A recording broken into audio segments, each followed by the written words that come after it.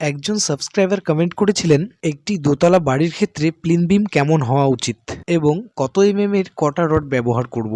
তো good evening সকলকেই, কেমন আছেন সবাই? আশা করি সকলেই ভালো আছেন। সবকিছু বারবার বাড়িঘর একবার। আজকের এই ভিডিওতে আমরা আলোচনা করব একটি দোতলা বাড়ির ক্ষেত্রে প্লিন বিম কেমন এবং কি সাইজ হওয়া উচিত। সাথেই আমরা আলোচনা করব একটি দোতলা বাড়ির ক্ষেত্রে মিনিমাম ফাউন্ডেশন কি হওয়া উচিত। তো ভিডিওটিতে আপনার সময় একদমই নষ্ট হবে না, কারণ ভিডিওটি হতে চলেছে খুবই ছোট্ট এবং খুবই নলেজেবল। তাই ভিডিওটি একদম স্কিপ না করে পুরো ভিডিওটি দেখার চেষ্টা করবেন। আর আপনি যদি একটি বাড়ি বানাচ্ছেন অথবা বাড়ি বানাবেন অথবা আপনি কনস্ট্রাকশন কাজের নলেজ পেতে ভালোবাসেন, তাহলে অবশ্যই কিন্তু আমার চ্যানেলটিকে সাবস্ক্রাইব করে দেবেন। তার কারণ আমার চ্যানেলে আপলোড করা রয়েছে 200-রও বেশি ভিডিও, যে ভিডিওগুলো দেখলে কিন্তু একটি বাড়ি বানানোর ক্ষেত্রে কিন্তু আপনার নলেজ অনেকটা বেড়ে যাবে। আর ভিডিওটি যদি ভালো লাগে তাহলে অবশ্যই কিন্তু ভিডিওটিতে লাইক করে দেবেন। যদি আপনি রোড সাইডে দোতলা বাড়ি করছেন সেই ক্ষেত্রে কিন্তু আপনার জালির সাইজ হওয়া উচিত 4.5 ফিট বাই 4.5 ফিট।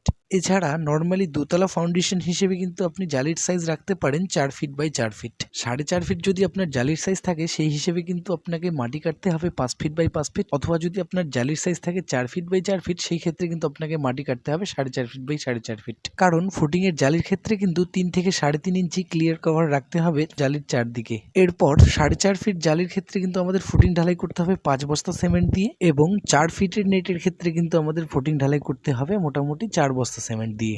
এরপর আমরা কথা বলবো প্লিন বিম নিয়ে। আজকের ভিডিওর মেন উদ্দেশ্য কিন্তু প্লিন বিম।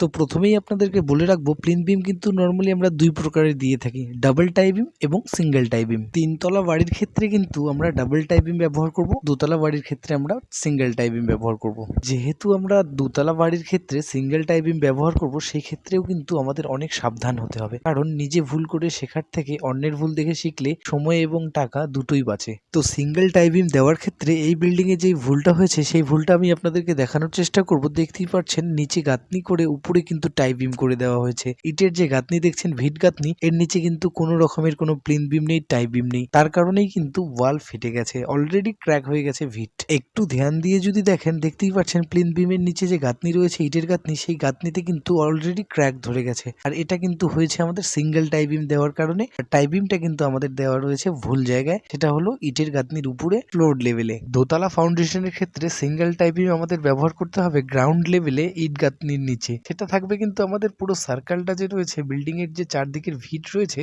সেই আউটারের বিম গুলো থাকবে আমাদের গ্রাউন্ড লেভেলে, আর মাঝের বিম গুলো কিন্তু আমরা করে দেব ঝোলা বিম ফ্লোর লেভেলে।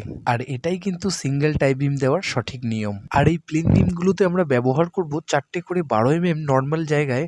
আর যদি আপনার বাড়ি হয় রোড সাইডে, সেই ক্ষেত্রে কিন্তু 4টে করে 12-র সাথে 2টো করে 10 এর রড আপনাকে দিতে হবে প্লেন বিমে।